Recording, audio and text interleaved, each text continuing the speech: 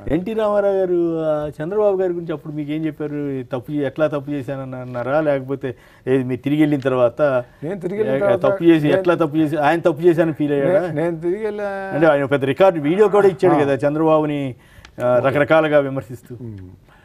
నాతోటి ఆ సంభాషణ రాలేదు, కానీ నేను వైస్రాయ్కి వెళ్ళాను ఆ రోజు రాత్రి. చంద్రబాబు, హరికృష్ణ, బాలకృష్ణ ఇంటికి వచ్చి ఏమంటే నేను వెళ్ళిన తర్వాత నెక్స్ట్ డే మార్నింగ్ పురంధరేశ్వరి నాన్నగారి దగ్గరికి వెళ్ళింది, వాళ్ళ నాన్నగారి దగ్గరికి వెళ్ళిపోయింది. ఇప్పుడు ఆవిడ సమర్థించిందని చెప్పేదో చెప్పేవాళ్ళు, కానీ ఎవరు చంద్రబాబు ప్రచారం చేసేవాడు అంతే. కానీ రెండో రోజు పొద్దున్నే ఆవిడ ఎట్లా వెళ్తుంది? ఆవిడ సమర్థిస్తే అక్కడ ఆ రోజు ఆవిడ వెళ్ళినప్పుడు బాలయ్య కూడా ఉన్నాడు. బాలయ్య వారించాడు, నాన్నగారు ఏమన్నా అంటారు అక్క నువ్వు ఇప్పుడు వస్తున్నావు అని అంటే ఆవిడ కాదు నేను ఉండలేను అని చెప్పి అడిగింది. వెళ్ళగానే రామ్మ కూర్చోమని చెప్పి ఆయన అన్న మాట ఏంటంటే, ఈ ముసలాయన్ని దించడానికి ఎప్పుడు కలవనాళ్ళు ఇద్దరు కూడా కలిశారు అని బాధతోటి అన్నాడా, లేకపోతే వ్యక్తపరిచినటువంటి విషయం.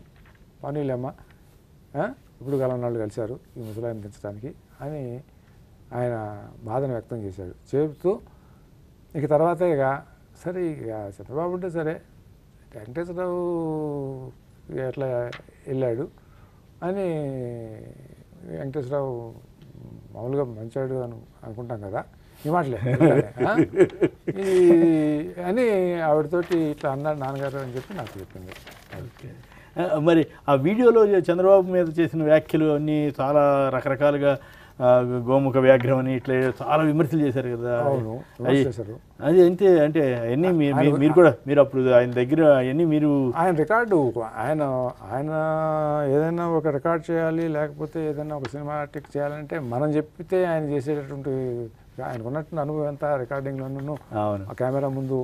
సో ఆయనకై ఆయన ఏర్పాటు చేసుకుని ఆయన ఏ విధంగా ఏ మాటని ఏ రకంగా వత్తాలో ఏ రకంగా చెప్పాలో అనేటటువంటిది ఆయన చేసుకునేటటువంటి